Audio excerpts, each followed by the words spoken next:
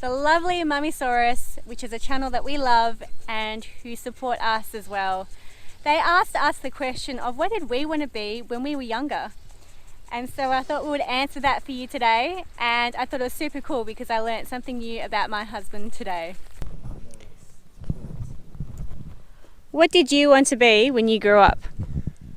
At first I wanted to be a vet, then I realised how much studying was involved and I said, not for me.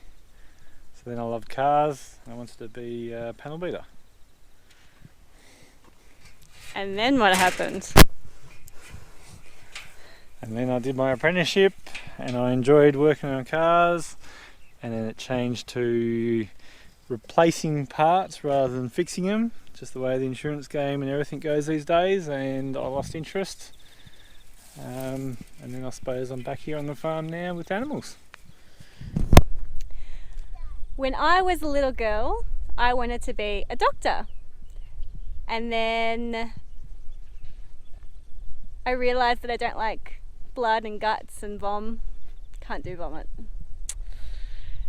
So when I was a teenager, I decided that I wanted to be a chef, and I managed to get some work experience at a restaurant, a Mexican restaurant, and she was very happy with the way I was working and with my knowledge in the kitchen. So I was offered a position there as a cook.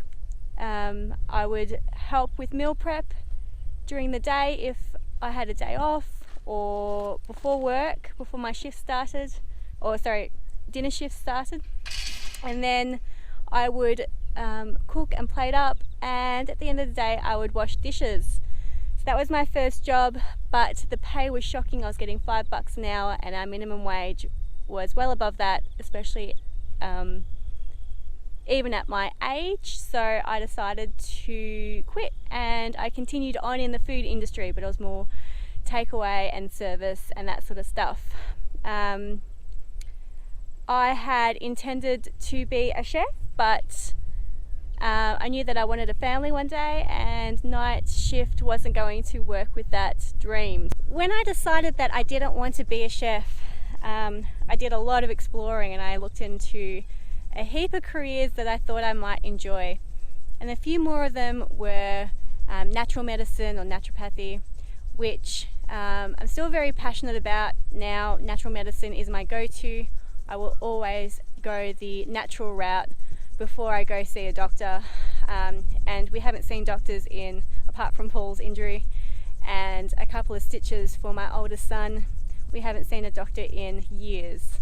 I don't think Zara's ever seen a doctor other than her birth, and so we'll always find natural remedies and use natural remedies first, because that's just the way I am. And then I found a few other careers in